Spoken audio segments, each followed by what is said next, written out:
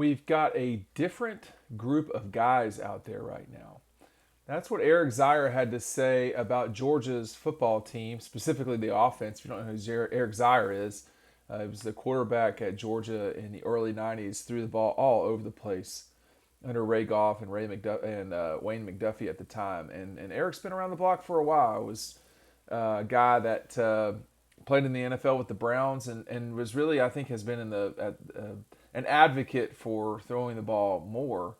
And what he's talking about is Georgia's offense and the receivers, the playmakers, and obviously the trigger man and JT Daniels. And here's the full quote. This is from an interview earlier in the spring. It says, "As you know, when you don't have the talent on the field, and no disrespect to anyone who's been playing, but we've got a different group of guys right now that are starting to pick this offense up." Here's my question for y'all, and let me know down below or talk with me more about this over on Dog Post. Could you tell during G Day that there was something different about Georgia's offense? Up and down the field, lots of throwing the ball. Excuse me. They didn't run it. They didn't try to really run it at all. But the running backs had over 100 yards receiving. That game became a virtual 7-on-7. And when you tried to run, it was hard to do so. But is this a different type of offense? Is this something that we've really never seen at Georgia, with the exception of maybe the 2012 team that would just fly up and down the field throwing the ball?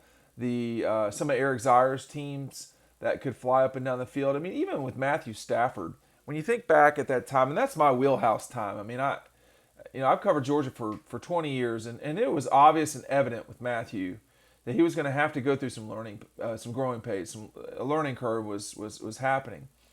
But JT Daniels did that somewhere else. He's already had the freshman season that you don't want to have, and even for him, it wasn't that bad. But is it obvious to y'all that this offense, I mean, could be the best in the country this fall? And it's hard to even ask that question, because when you are so used for such a long time to seeing Georgia score under 40 points or 40 points or fewer in most of their games, particularly in conference games, and then all of a sudden to really ask, hey, do you think that they can do this and be the best offense of the country? It's a little, it might be a little getting ahead of yourself, but at the same time, guys like Eric Zier, they're not just, making stuff up. This isn't a fluff piece. Everybody is acknowledging what's obvious, or what's evident at least, which is that Georgia has some serious weapons at the skill positions on offense, and their offensive line is not exactly bad. There are some spots that when you go against elite teams that you're going to have to deal with, but that's every big game. Are Clemson's defensive backs going to be able to keep up? And as I turn to the side here, are they going to be able to keep up with Jermaine Burton, Kearis Jackson, Don Blaylock, Mitchell? That's a pretty good group. Nevertheless, Darnell Washington, and who has been spectacular if John Fitzpatrick's been steady. I mean, this is a really, really good offense.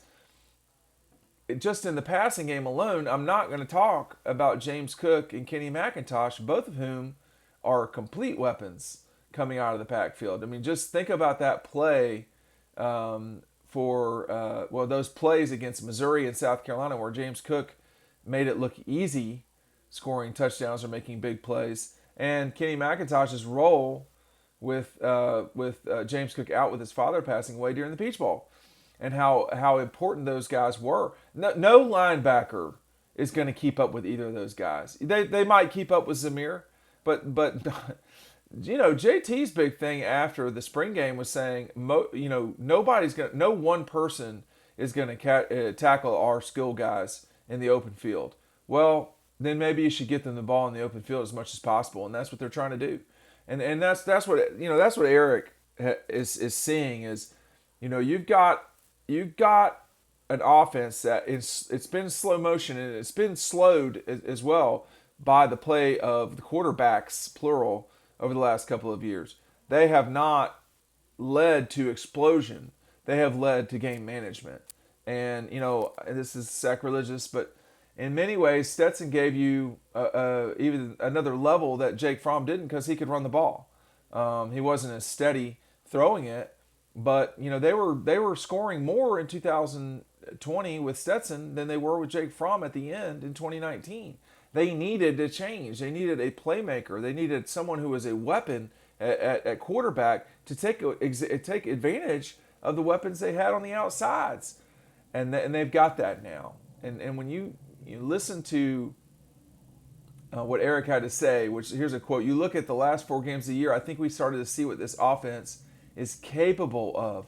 Yes, and then that's why I was so curious / excited, if you want to call it that, to see G-Day. I thought G-Day for me, it's another data point.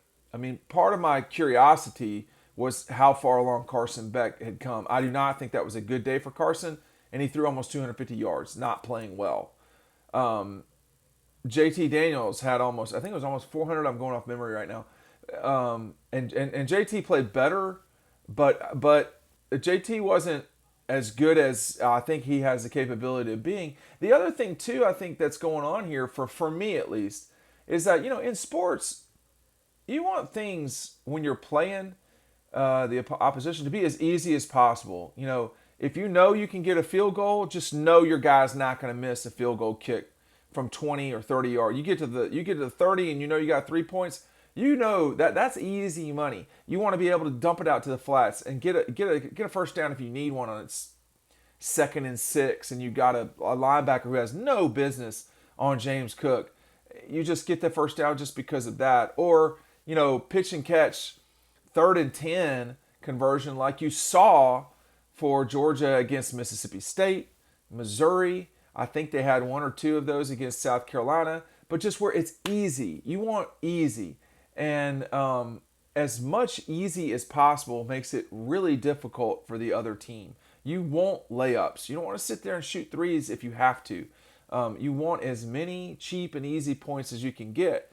And the spring game gave you a glimpse, another data point saying, all right, the first game maybe seemed like an anomaly against Mississippi State, throwing for 400 yards. Back that down. They absolutely killed South Carolina because South Carolina couldn't stop anybody. Don't throw a bunch of balls. And then against Missouri, they throw a bunch of balls. Against Cincinnati, the pass game was what won them the game. And then for G-Day, it's just how are teams now going to react to dealing with Georgia as a passing threat? They have some killer wide receivers. No, they are not as good as the Alabama receivers from this past year or the recent past, but they're not bad. In fact, they may be one of the top groups in the country.